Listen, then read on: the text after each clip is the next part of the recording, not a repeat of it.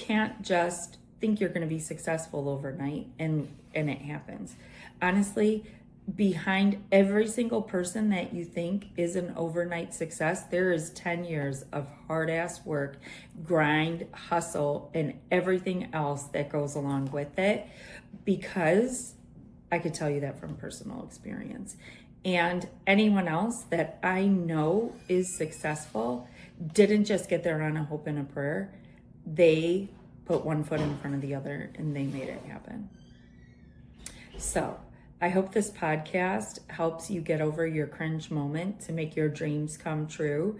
I hope that me sharing about the trials and tribulations that I've had through social media and posting and just growing businesses. Hi, I'm Jennifer Janish, owner of Adored Salon and Adored Signature Hand-Tied Hair Extensions. I'm obsessed with curly hair. I cut it, style it, and extend it, and this podcast is all about my curly girl obsessions that stretch far beyond just curly hair.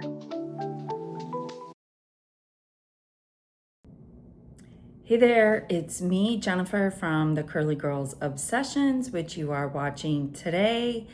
Today, I am solo. Shocking. I feel like probably the last 6 episodes I have either done with my children, my team. I've had a podcast where I was speaking in front of 18 hair school students. So many different things going on these past few weeks that I've wanted to share with you. Just kind of like a snippet into my life and my children being with me throughout work and what that's been like. Just a lot of sharing of what's going on in the background of my life. And I did that because I felt like all of those things were kind of interesting. The meeting with my team and discussing their roadmap to clarity, helping guide them there, talking about what my roadmap on a weekly basis looks like, was really done for the fact of motivating them, helping them get through this transition with Alyssa moving to Arizona. Alyssa and I knew it at that point, but not everybody else did. And just making them feel comfortable because there's been so many changes in the salon. The talk that I did in front of the 18 different hair school students was like totally what lights me up and sets me on fire. I hope that I motivated them. I hope that I gave them nuggets of information to take with on their career. And even from that conversation, we now have a new intern at the salon named Frankie, who was a part of that conversation. So she clearly was motivated by it, but just like a snippet into my past and growing my career as a hairstylist. The ones that I did with my children, I think they might have been nervous to come on, but I always wanted to put them on here to discuss what life was like working with their mom, me, at Adored Salon from 12 years old. And that's starting with my oldest child, who is my son, Brad, and London, who is going to go to hair school and become her own hair person, hairstylist. I'm excited to see what path she goes down.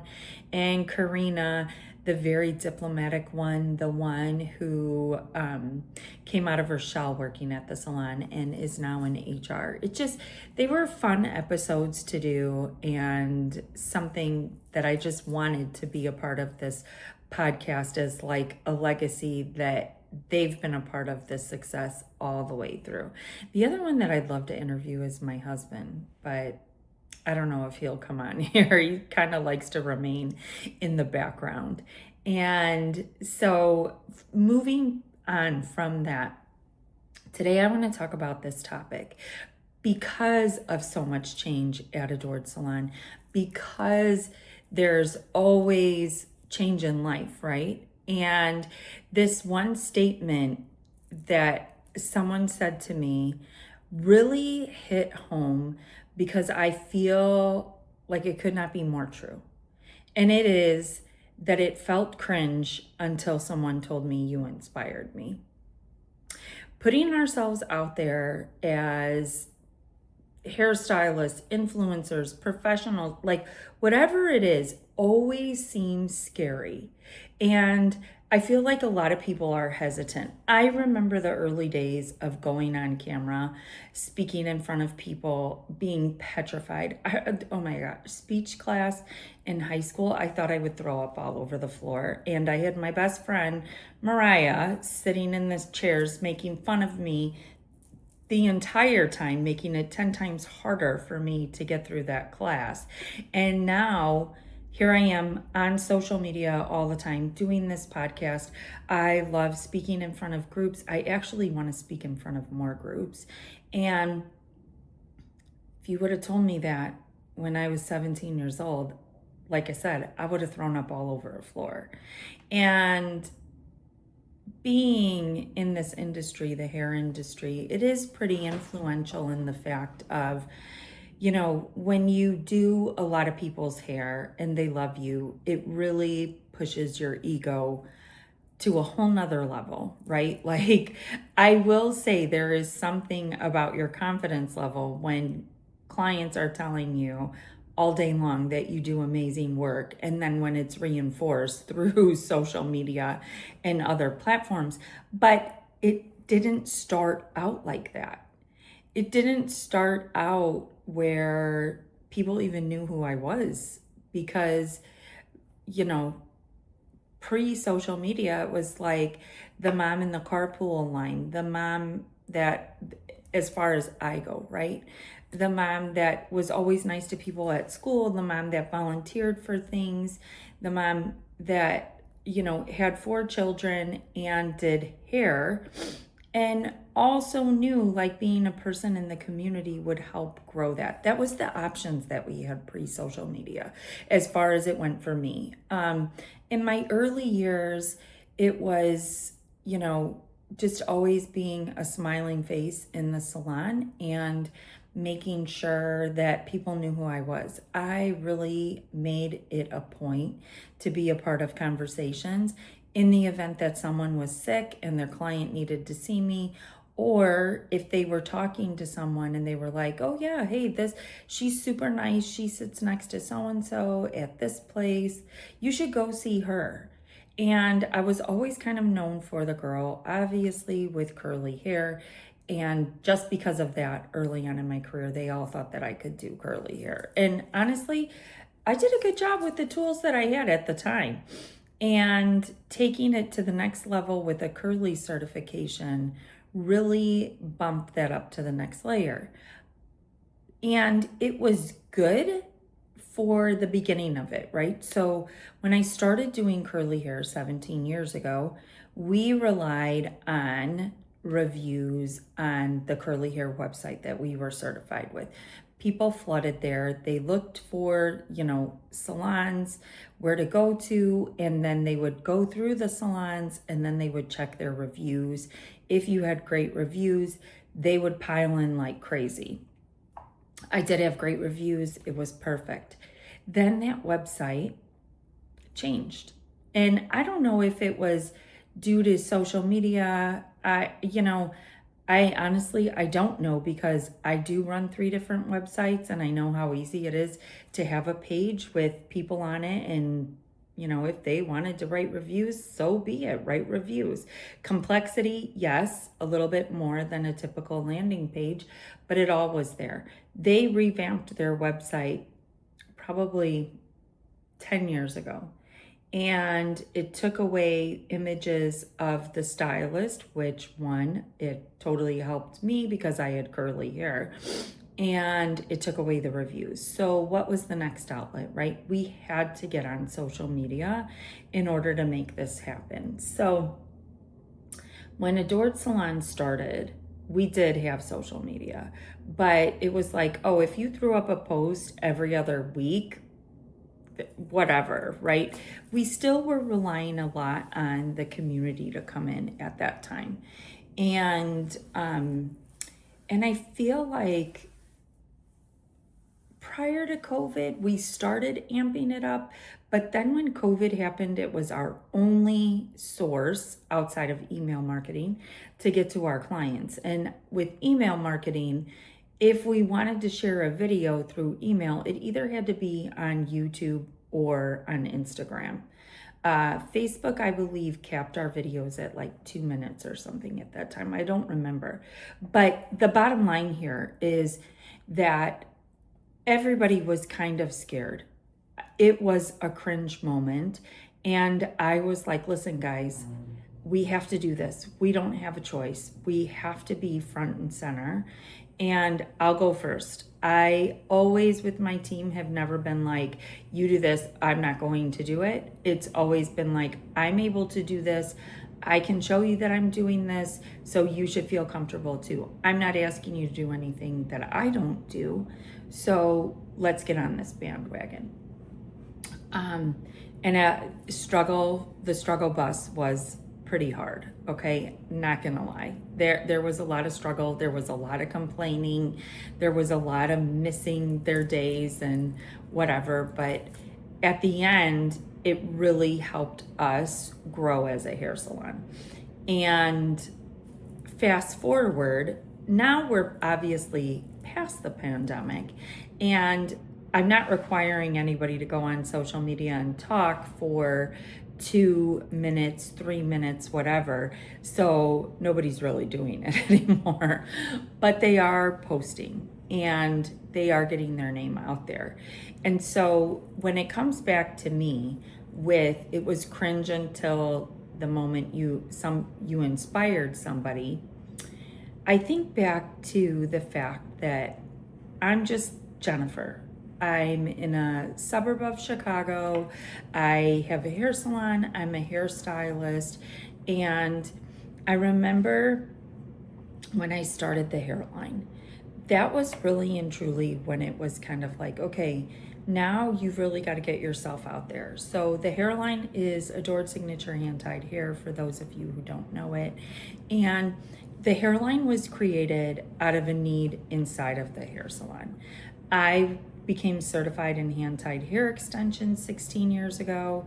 16 years ago, I was certified in K-tips, and 8 or 9 years ago, I was certified in hand-tied, and I loved hand-tied because it took a fraction of the time of K-tips. The results were better. The hair, you could get more bang for your buck. Let's just say that. But the hair options, in comparison to what my options were for K-tips, really kind of sucked. And I was like, okay, well, everybody must be experiencing this. So I'm gonna start a premium line of hair extensions that are hand-tied from India. Well, and little did I know that most people didn't know anything different from China hair, so they were just using it, right? The hair extension line probably was one of, and still remains, one of my biggest struggles. Why? Because it's a product, right? So the product has to perform in other people's hands like it performs in mine, but I'm not always in the room to make sure that that happens. So again, that's what pushed me out of my comfort zone, comfort bubble, was creating online education. And I remember I created this online education over the course of 6 weeks. And then the videographer came back and he's like, okay, now we have to edit this. And it took me 3 weeks to open up a video to even watch myself speak. And I was just like, oh my God, I can't even believe that I have to do this. And the amount of footage that was there to go over was, oh my God, a mountain. So being that it was just me and the videographer, nobody else was going to do this for me. And he was a videographer. He did not install hair extensions, nor did he understand curly hair extensions. So it was on me to be like, okay, this is what we're doing. And I do think I got to a point of frustration where I was like, you know what? It's as good as it's going to get. There's not much more that we can really do here. We're just going to put it out there like this. So that's what we did. and it sold like crazy. It actually shocked me how much it sold. And it wasn't online education to teach you how to install hair extensions. It strictly was online education about curly hair extensions and how to cut them to blend, style, maintain, etc. All those different types of things. So like crazy. And then I kept getting the nudge from the universe, like, you need to teach in-person classes. And I was like, how in the heck am I going to do this? Okay, well, you got to market it. I was lucky enough to have an email list from the extension line. But in all honesty, sorry, this is shaking. I'm sitting and moving my feet. In all honesty, it came a lot from social media and word of mouth. And so I started down that journey and I just put it on social media. I am doing one-on-one days and sent out an email about it. And instantly I had people signing up for it. It was actually kind of crazy to me. And I felt like doing one-on-one education was kind of like my entry level cringe because I knew like I could start there. It's with me and one other person. In my brain, I could think out how the day should go. And if I fuck up, who's gonna see it? Nobody, right? It's just gonna be me and one other person. And what am I gonna mess up? Maybe I'm gonna say something wrong, right? Like something stupid, but who's gonna know that? Because nobody knows what your speech is. Nobody knows. So again, cringe level, like, yes, I would get nervous before every one-on-one class, but I always brought someone from my team in with me to record, help out, someone that I could bounce questions off if I needed to within the day, or also to give the other person someone else's perspective on what we were doing. And it was great. And then I was like, oh my God, I do need to expand this into group classes. Cringe again, because now I got to put myself out there. I got to ask if anybody wants this. What if nobody responds? And I just did it. You know what? I'm totally one of those people who's like, jump feet first, think about it later, because the pieces will come together. If the universe wants a situation to work for you, it will open up the path in order to make it happen. And lo and behold, it happened. For 2024, we traveled all over teaching in-person curl tour classes. I think we did something like 11 classes in 2024. So we almost had one a month. There was some months where we had two, so that gave me a month off. But that felt like the Taylor Swift Eras tour. To be totally honest, that's how much of a celebrity I felt like in that moment, in that time, because it was a whirlwind. It was a high. It was amazing.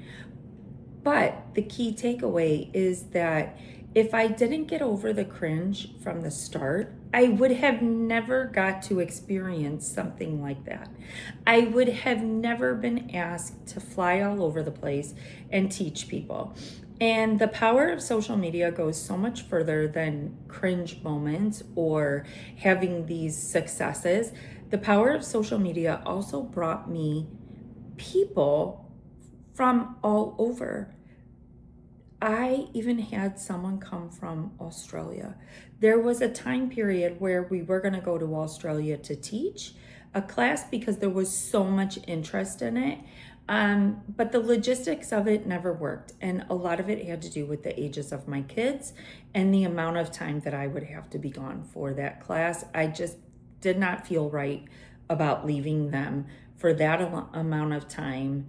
And, I mean, obviously, like my mom would have come here or something, but God only knows the shit show that it would have transpired, and I would have been thousands of miles away trying to fix it through text messaging. So it never transpired or came to a thing.